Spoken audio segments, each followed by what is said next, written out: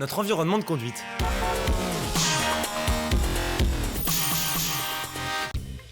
Une fois le permis en poche, on a tendance à négliger cette partie-là. Et pourtant...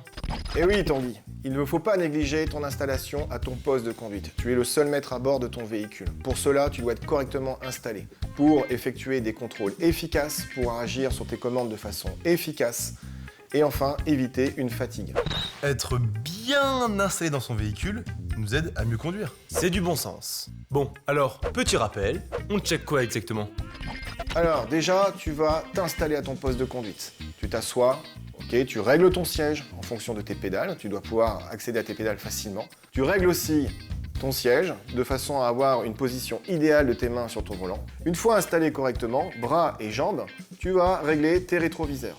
Et là, tu règles ton rétroviseur intérieur et tes rétroviseurs extérieurs pour avoir une parfaite vision.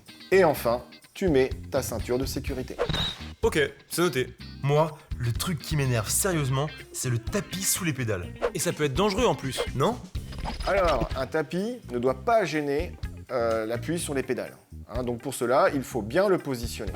En plus, je conduis en savate. Ça craint ça au fait? Il n'y a rien dans le code n'interdit de conduire avec des savates ou de conduire pieds nus. Quoi qu'il en soit, conduire avec des savates quand on a les pieds mouillés, ça peut glisser. Donc il faut faire attention et, si possible, porter des chaussures fermées. D'accord.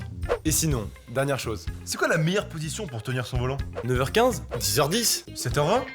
La meilleure position pour tenir ton volant, c'est 10h10. Effectivement, ça permet par exemple, quand tu regardes la position de mes mains, 10h10, de faire, quand tu tournes à droite par exemple ou à gauche, de mieux rattraper ton volant pour pouvoir tourner. Ah d'accord. Oulala, 18h20. Bah moi par contre, je suis en retard. Allez Nana,